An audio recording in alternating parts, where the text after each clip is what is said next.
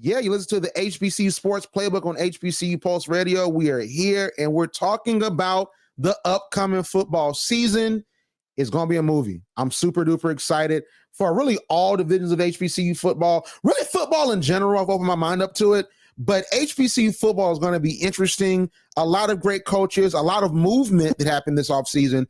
So let's get into it. I have Arielle, who is an HBCU Pulse sports correspondent. Arielle, how you doing today? I'm doing well. We have our list of the top 5 SWAC and MEAC schools to really pay attention to this year.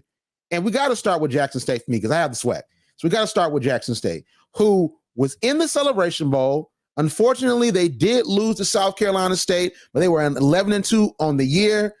They are going to come out with fire this year. Coach Prime Deion Sanders is back. They got Travis Hunter, who on some metrics was number 1 recruit. On some metric, he's number 2 recruit, but he top 5 and he ain't number 5. All right. So I'm super excited to see what Travis Hunter is going to do. He's going to be playing both sides of the ball. He's a traditional defensive player and a defensive back of the ilk of Coach Prime Deion Sanders. So I'm excited to see under Coach Prime's tutelage and also the new coaching staff, because Coach Prime, he brought in some new coaches. I'm excited to see what he'll do on defense, but on offense, I think by having him with Keith Corbin, I think that that's going to be a problem. I think that Travis Hunter on the offensive side of the ball, because what he showed us during the spring game, I think he's going to be a problem, and the offense and defense for Jackson State is going to be a problem. But not a problem to number 2, which is FAMU, because FAMU, the Orange Blossom Classic, will be the determinant of who's going to make it to the Celebration Bowl, as well as who's going to make it to the playoffs. Because I think that both FAMU and Jackson State are going to win out. Yeah, Coach Willie Simmons, he's still coaching. He's still doing his thing. And let's not forget that FAMU was 2 points away because the game was 7-6. If FAMU scored 8, if they got a field goal and scored 9, they're going to the Celebration Bowl. And you can have a debate if the Celebration Bowl or the playoffs is more impressive. I'll let y'all have that debate. I'm just trying to see HBCUs compete fairly and also get in a good light and also get attention. So I'll let y'all have that debate. But FAMU, they got Isaiah Lamb back. They have some great recruits. FAMU is always going to be in the conversation. And I think FAMU has something to prove this year. So I think you have to really watch out for FAMU in the SWAC East. It's going to be Jackson State and FAMU. They're going to be battling. So, and we're going to see who is representing the East in the SWAC. All right. But going to the West, Southern University. Now, Southern was 4-7 last year, but they brought in Coach Eric Dooley, who was coaching at Prairie View, and he coached Prairie View to the SWAC championship. And I want to say Coach Dooley be dripping. I'm not going to lie to that trust now. Listen, if dressing was on the score, they'd be up 100 points, man. No team would beat him because Coach Dooley be dressing, all right? This definitely an HBCU coach. He encapsulates the pageantry, but he's also a great football mind. And I know in the next couple of years, they're going to be a problem in the West. I think they're going to be a perpetual finalist in the SWAC championship when he finally gets a chance to recruit. But Coach Dooley has a plan. His team with Prairie View just was in the championship, and I think he has a bone to pick with Jackson State. So I think he wants to see them again in the SWAC championship, but this time with Southern, who's a blue blood program, and they got some great recruits as well. And you can never count out Southern because they're never going to be down too long, all right? But Grambling, who is their rival, they were also 4-7 last year. I think that we're going to see the Bayou Classic be the determinant of who makes it to the SWAC championship and the Celebration Bowl. I think it's going to go through Louisiana again, just like it has been really for the past decade. Last year was an anomaly because of COVID and everything like that. But of course, you got Grambling, who was the home of Eddie Robinson, one of the greatest coaches in sports of all time, and one of the best college football coaches of all time. You can never count Grambling out. And now to add to the legacy is Hue Jackson. Now, Hue Jackson wasn't that great with the Browns. He wasn't that great. All right. But at the same time, he's an NFL guy, an NFL mind, and Tennessee State had a miraculous turnaround. You had Coach Jackson that was helping on the offense for Tennessee State in the OVC conference or in the OVC. So I really think that Grambling is going to make some noise. They got some great recruits.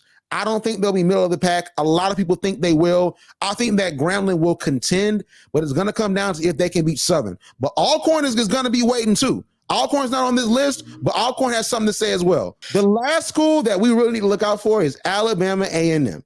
Now, they lost to Quill Glass. So Quill Glass is down there with Tom Brady and the Buccaneers. So a Quill Glass, I think that losing him might be a problem.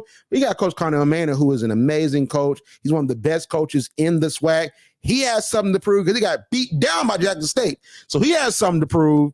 And also, they want to get back to winning the SWAC championship. They won in the spring. They were 7-3 last year. So by any metric, they did not have a bad season. They just weren't in that championship picture because FAMU and Jackson State in the East, essentially, they won out. So Jackson State made it. So Alabama A&M, they have some great recruits. They got a lot of 4-stars and a lot of transfers. I'm excited to see what they're going to do at the quarterback position and on defense. I think that they're going to be right there to try to spoil the party for FAMU and Jackson State.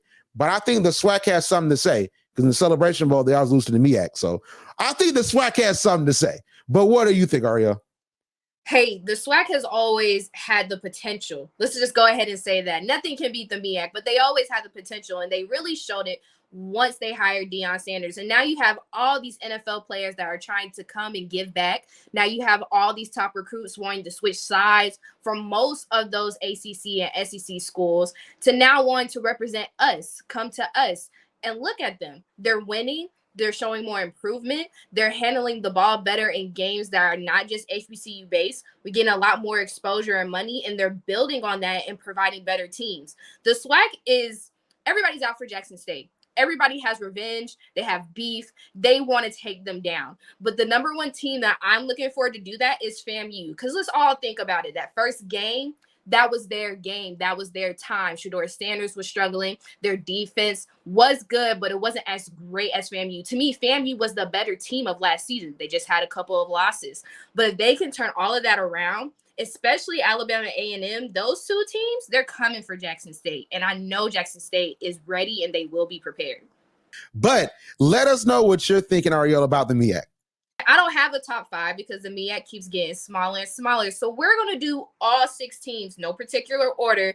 And I'm also going to do a little different with having the cures for which each team needs. So we're going to start out with Delaware State. And let me tell you, they could have been a contender last year if they didn't have too many inconsistencies. They would win one and lose one, but all because of penalties.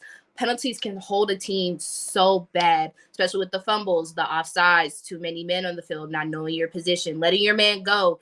It was too much of that. So the cure for them is controlling these mistakes. They have to learn it with their pre-games. They have to learn it before the season and before training camp ends, that I need to make sure that I'm doing what I need to do. They also got to fill that slot of wide receiver Trey Gross. He was a weapon. He would be down the field, always ready, always prepared. And now since he's gone and he's graduated, they have to fill one of the top wide receivers that they had on their team. Next up, we have Howard. Howard has been having a little bit of a disappointing season for the past couple years. But let me tell you, they heard Deion Sanders about these money games. It is a full HBCU season, and I am here for it. Now, will they be as good? I don't know. They were holding up their own in the first half. But one of their main problems is they're not a second half team. Like the Falcons, they crumble. They don't know how to get up from behind. So the cure for them is to start the momentum early, build that dominance, build the scoreboard, start running up double digits. And then if you have any mistakes, it's okay. You can bring your team back. You can pull up from that offense and have a powerful defense, and you can score. Now we have Morgan State, also with the same record. 2-9, but they may have a possibility to win against Georgia Southern when they start their season on the 3rd in September. They weren't too bad of a bad team, but I think a perfect opponent for them to show who they are this season. One of their main problems was red zone stops. They were terrible stopping the other team defensively when it came to the red zone. So their cure, who I'm super, super excited about. They do have a new defensive coordinator, but they also have a running back coach, David Fant Jr. This man is known for his CIAA championships, for his NFL prospects, and also developing players so that they're the best of their ability. Pulling up that run game and having a new defensive coach is going to be stellar for them. And I can't wait to see what they do with that. And once they establish that, they can actually compete in these games. Now we have who, most people think are coming up against A&T, and they actually start with the Agile Eagle Classic on the 3rd. North Carolina Central University. I can't even lie, and I'm not even biased. They went 6-5, but to me, besides South Carolina State, they were the most dominant team that I saw in the MEAC. They let in touchdowns, they let in completions, and scoring the most points on the board. They did have a few inconsistencies, and they started with their sophomore quarterback, Davius Richards. But he proved himself to be just as great, a little bit down from Shedeur Sanders, but more controllable. He didn't have all that pressure on him. I'm not saying Shedeur Sanders had a lot of pressure. I mean, you're a Deion Sanders kid. There's a lot of height to look up to, but you have inherited talent. I think the difference between them is that Richards had to build that up. He had to build his confidence. And going into his junior year, he's only going to get better. The cure is those returning linemen. You have Chris Escalera and you have Daquan Thomas. Those are some big men that you do not want to compete with. And I believe they keep them and keep a good coaching staff, have a good offense, they'll be okay. I want to say that Central reminds me, and I'm sorry, Randall, I have to do this to you. They remind me of the Ravens. They have so much potential. They have so much skill, but then they just collapse. And you're sitting here like, well, are they really going to be great opponents? Are they really going to come next? I believe this year is their year. Just like how Jackson State is coming to their second year, they have great recruits. They're coming in with a new coaching staff. So is Central. Central is built up. They are ready to go. And they are going to be one of your top contenders this year in the MEAC.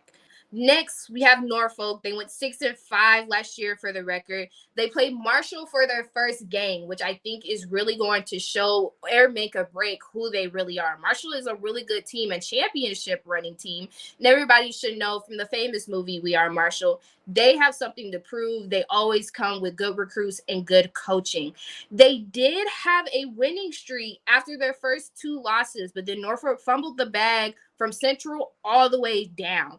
They have a strong offense that helped them stay with the game last year, and that is one of their cures. Offensive coordinator Ryan Myers is the dude that you go to. Runs exceptional plays, knows how to eliminate the defense, knows how to get the offense back on the field. He is the shot caller that they have to keep and have to pay attention to if they want to win the rest of these games. Once they develop that and develop a defense that can stop them in their tracks and stop them in red zone coverage, it will be absolutely perfect. And then last but not least, of course, I have to pay homage to South Carolina State.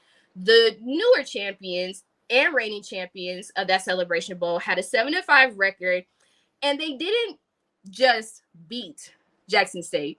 They completely dominated on the defensive side and the offensive side on the ball, winning 31-10. I know Jackson State is not going to take that lightly. I know they're going to come back if they do meet each other again. I necessarily wouldn't have any problems, but a cure I could definitely say is controlling the pace. You can see with South Carolina State, when they get excited, when they feel like they're doing good, they can start providing a little leeway for the team. Well, hey, I'm a fumble here and there. I'm an intercept a pass. You can't let these other teams shake you. You have to maintain control of the game. So providing that pace, and then you got Corey Fields Jr. coming back. You got BJ Davis returning as a defensive lineman. It's possible for them to make another run. If I have to choose about 3 teams, I'm definitely going with South Carolina State. I'm definitely going with Central. And you know what? I'm going to throw Delaware State in the mix. I think they can provide some type of control and remove those inconsistencies where none of those mistakes will happen. And they're on my top 3. I think that's a good one. I can't really put Howard in there or Morgan State. Even though they got a new running back coach and a defensive coordinator, I just don't think they're up to that caliber yet. Arielle, that was a great breakdown of the MEAC, and honestly with the SWAC, I think that is going to be a very interesting year this year, one of the most interesting years in recent memory, and I'm excited for that Celebration Bowl because that's really what's going to come down to, because that's our championships. We're going to see what that comes down to. So I want to do this. So Arielle, let everyone know where we can find you on social media. You can find me on Twitter at @screwy__ or visit my website, theunaxedopinion.weebly.com. And we're going to cover D2 because I'm repping for Fort Valley. And although I'm a Fort Valley alum, Albany State will have something to prove with FAMU. Albany State is going to show the world something, like they're really leading the SWAC.